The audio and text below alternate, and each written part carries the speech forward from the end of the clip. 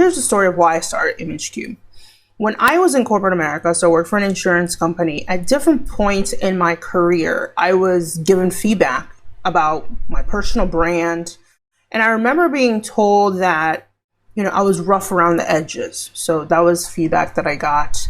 And I remember being told that, I needed to work on my presentation, that I come across as being intimidating or that I was aggressive.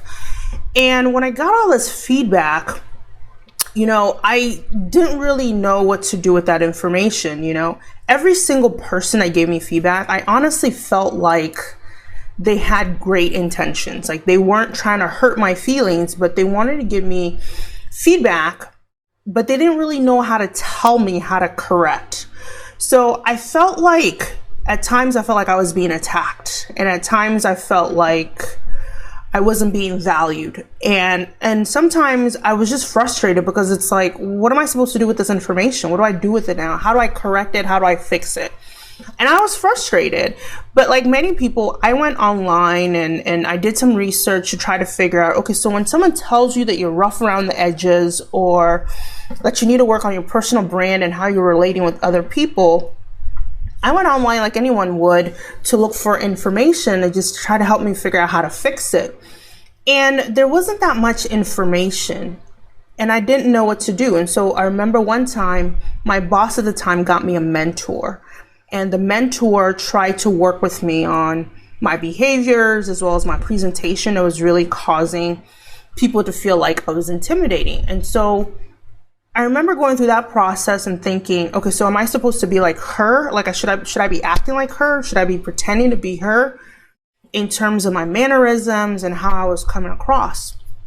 So the long story short is there was no solution.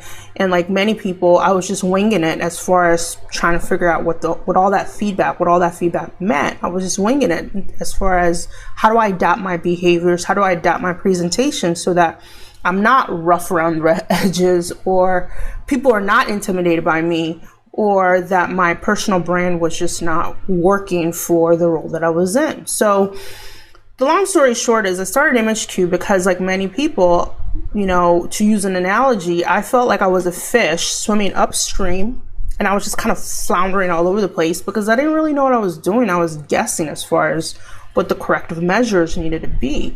And so I created ImageCube to truly be a resource to show people how to balance how they were coming across, because both of my parents are Nigerian, and Nigeria is a very expressive culture. It's very colorful, it's very expressive. And so for me, part of the creativity that I brought to my job and how I did it, my expressiveness, a lot of that comes from my Nigerian upbringing and just the culture. So in some ways I felt like, okay, should I be less Nigerian? And I didn't think that was the right solution. So with ImageCube, my goal is to help people find that happy medium.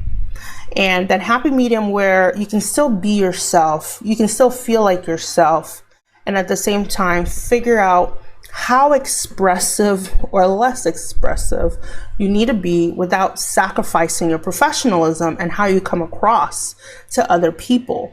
So that was the whole goal. And then in creating my programs over the years, I've written a book, I've done tons of corporate training, and my new online program is really meant to be truly a do-it-yourself process. And the difference between me and I would say a lot of people in this market is I honestly believe that self-awareness, personal style, leadership ability, your executive presence or your professional presence, I believe all those things go together. I don't believe that they're distinct and separate, because you're still one human being, and your style is a manifestation of how you feel inside and how you want to express yourself.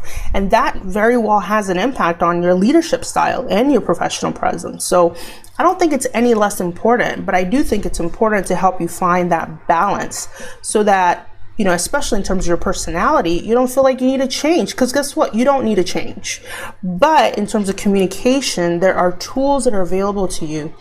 You need to learn to use those tools, and no one is out there teaching you how to use those tools, especially in light of just being self-aware and understanding how you come across, and therefore what tools will help you mitigate, coming across as intimidating or coming across as too expressive, that it's overwhelming. And that truly is my goal. It's a balancing act. There's a little bit of science, there's art, and, I was a sociology major, I was a chemistry minor, and I believe that human beings are complex beings. And so this process of balancing your style and your professionalism, it takes both art and science because, we are human beings and we are complex. But that art and science can be presented in a way where every person that gets that your personal brand needs some tweaking, you're rough around the edges, anyone that gets that feedback, they need a solution. They don't just want to be told that with the hopes of you'll figure it out. That is not a solution, and hope is not a strategy. We all know that. But yet no one has actually created a tool that makes the process of figuring out how to tweak your presentation, how to tweak it so that it's relevant and it is exactly what you need so that you can accomplish your goals. That's why I started my business. I've gone through it. So I'm not perfect. I wasn't born a perfect human being, but I created what I wish I had. And I didn't have it, but to all the other women in the world who are still getting this feedback, there's a solution for you. And I don't want you to go through the pain that I did, and that's the pain of trial and error. And, my managers, who again had good interest, hoping that I would figure it out. Hope is not a strategy. So now there's an actual solution. So that was my purpose. That was my goal. And, I welcome conversation with all of you in terms of, what your challenges are and how you've dealt with it, because I think this is a very important conversation that we're not having. And I would love to see other people's feedback that they got over the years, because I think that would just be fascinating. Anyway, I'm not going to ramble. That's my story, and I will see you guys later.